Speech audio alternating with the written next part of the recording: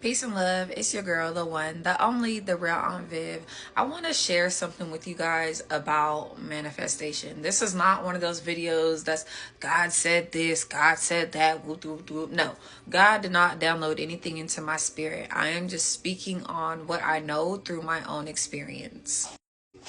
Your words hold more power than you think. Your words could be the difference between you being in the right place at the right time and you being in the wrong place a few seconds later and missing the blessing that you were supposed to receive. You want to know how? If you're speaking love, if you're speaking life, if you're speaking positive, affirming beliefs, and it's not even just what you speak, but that's a whole nother thing. Let's just talk about how we speak, how we talk to ourselves. How we talk to ourselves first matters. When we're doing these things on a consistent basis, it makes it easier for God to bring those things unto us. It makes it easier to align ourselves with that reality because we have been giving clear indicators that yes, indeed, this is what I want. This is what I'm ready for. This is what I would like to receive. Watch that tongue before you go to curse somebody for getting on your nerves, for not treating you right. And honestly, this is something that I really need to work on too, especially I was trying to figure out, why am I back home? Why am I back where I started from? And it's because there's some things that I have to deal with, and it really will be your own family that tests you the most. It really will be. Now, I could either look at my circumstances and curse the whole thing, or I could look at my circumstances and say, God, where is the blessing in all of this? I know that there is a blessing in all of this because number one, I'm still here. And number two, there's always a blessing. There's always a blessing.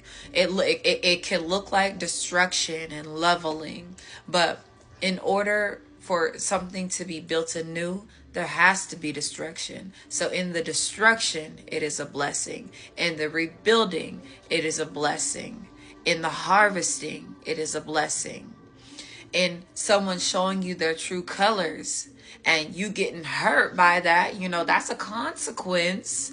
That's a side effect, but it is a blessing because now you are able to see with clear vision who that person is, what they stand for, and how you are no longer aligned in the season of your life in which you are in. Maya Angelou said, when somebody shows you who they are, believe them the first time. It should not take you 5, 6, 7 times for someone to hurt you in order for you to walk away. The first time was God trying to remove them from your life or to remove you from the situation. The first time. See, I've come to understand, and this is all so new to me. It's all so new to me, but I have learned to understand that God don't talk loud. God does not talk loud. God speaks with such subtlety. God's voice is subtle. God's doings are subtle. It's in the synchronicities. It's in the things that we hear. It's in the things that we see. It's in the way that we feel. It's in the moments where we see. That is confirmation. That is confirmation. It's subtle. And we have to be sensitive enough to sense the subtleness of God. And one way that I have grown to be more sensitive to God's subtleness in my life is number one, prayer. Prayer. I mean, to the point where last summer got so crazy for me. Like, 7-Eleven, worst day of my life. After 7-Eleven, my life began. My life could have ended on, are you following me? My life could have ended on 7-Eleven, but instead of my life ending on 7-Eleven, it began anew. When I tell you destruction, God will come through your life sometimes like a tornado. And you will feel like, why are all of these things happening to me? They're not happening to you, baby. They're happening for you. Look at it.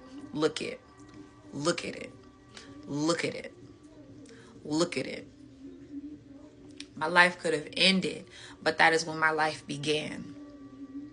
Look at the subtleness of God. So, how did I grow to be subtle? Sense the subtleness of God. One, prayer. I was talking about that summer, right? So that summer, God kept waking me up at between 3 and 5 in the morning. Just kept waking me up. And I'm a light sleeper. I'm really a light sleeper.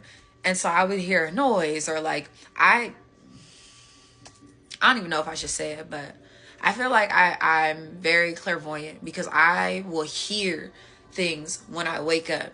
Like, it's like a spiritual download into my mind, into my body, into my spirit, into my soul, and I will hear certain things. And I know it is only God, because then those same things that I hear, I'll either see it somewhere else, I'll hear it on a YouTube video, or I'll hear it through one of my elders, or it will be confirmed. The word is always confirmed. Sometimes it takes a couple weeks, sometimes it takes a day, but God's timing is always perfect. So anytime I hear something, I make sure I annotate it. But God just kept waking me up and waking me up and waking me up between 3 and 5 a.m. And I said, you know what? I need to pray. I need to pray. So then I started prayer watching, and I was doing prayer watching. Ooh, man. I was doing prayer watching for, I want to say, like 3 weeks of almost every single day, waking up between 3 and 5 a.m. and praying. And it's not like staying up between 3 and 5 a.m. No, it's like, well, I wake up at 3, and then I'm like, okay, yeah, let me go back to bed. And then I wake back up again at 4. And I'm like, oh, okay, let me do my my next prayer. I forget. I don't even know how to prayer watch anymore, because I just did it that summer. But I think I'm gonna start doing prayer watching again, because I have been waking up going to bed between the hours of 4 and 5 a.m. So if you guys want to know more about prayer watching, then I'm gonna have to go look back on my notes, so I can get those prayer watching hours for you guys, and what to pray for during those specific times, when to release strongholds on your life, when to, release, break down barriers, when to pray for God's protection, when to pray for God's word to be revealed unto your life. There's certain times to pray for those things. There's certain times where we need to pray unceasingly, and you will feel it. And it is in those times where I believe I was called to prayer watch. But prayer watching, number one, has caused me to be more sensitive to God's voice. Meditation, my self-care, the way that I speak to myself, the thoughts that I think of myself have completely changed my relationship of God, because now I view myself as a true child of God. I completely surrendered my entire body to God, my everything to God, because I know that it is not my will that I am here.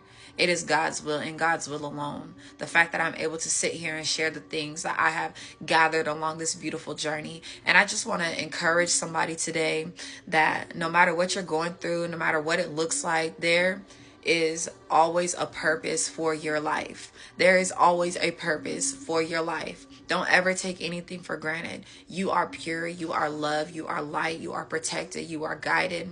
And I love you, and I'm praying for you. You got this. 2025, I'm already claiming this is my year of expansion, and this is my year of harvest. Peace and love. It's your girl, the one, the only, the real Aunt Viv.